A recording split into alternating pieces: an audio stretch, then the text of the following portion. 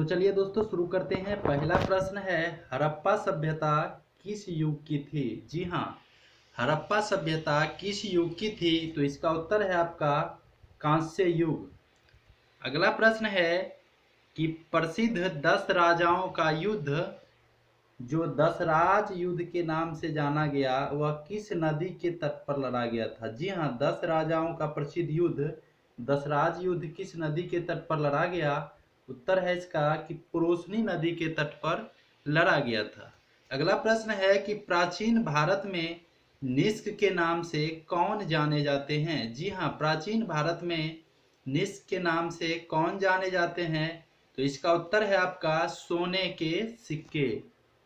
सोने के सिक्के। अगला प्रश्न है, मीनाक्षी मंदिर कहाँ है? जी हाँ, मीनाक्षी मंदिर कहाँ है? इसका उत्तर है आपका मदुरई।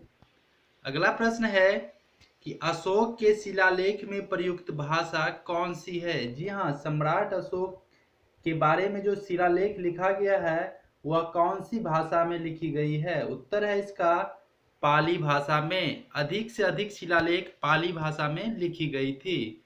अगला प्रश्न है कि महाविभास शास्त्र के रचनाकार कौन है? जी हाँ, महाविभास शास्त्र के रचनाकार कौन है? इसका उत्तर है आपका वसुमित्र। अगला प्रश्न है कि poverty and un British rule in India के लेखक कौन है? Poverty and un British rule in India के लेखक कौन है? इसका उत्तर है आपका दादा भाई नौरोजी। अगला प्रश्न है, उलगुलान महाविद्रोह किससे जुड़ा हुआ था? उलगुलान महाविद्रोह किससे जुड़ा हुआ था? इसका उत्तर है आपका बिरसा मुंडा।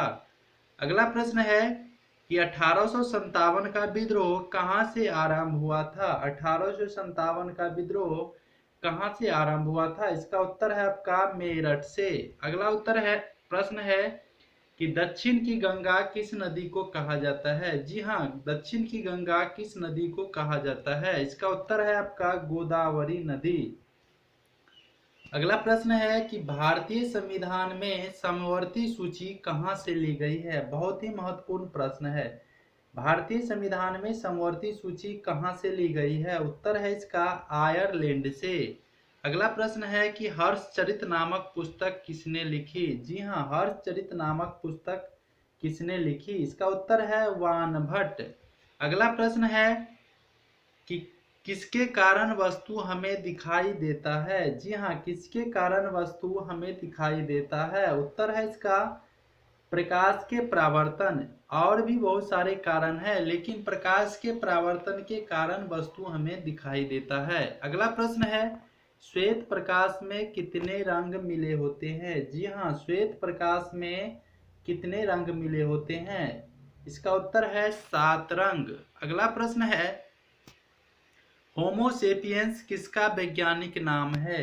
होमोसेपियंस किसका वैज्ञानिक नाम है? इसका उत्तर है आपका मनुष्य का।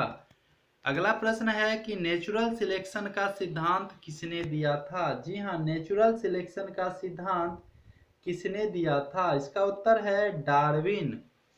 अगला प्रश्न है, लिखने वाली पेंसिल में किसका प्रयोग किया जाता है? लिखने वाली पेंसिल में किसका प्रयोग किया जाता है? इसका उत्तर है आपका ग्रेफाइट। अगला प्रश्न है, ऑर्गन क्या है? जी हाँ, ऑर्गन क्या है? इसका उत्तर है अक्रिय गैस।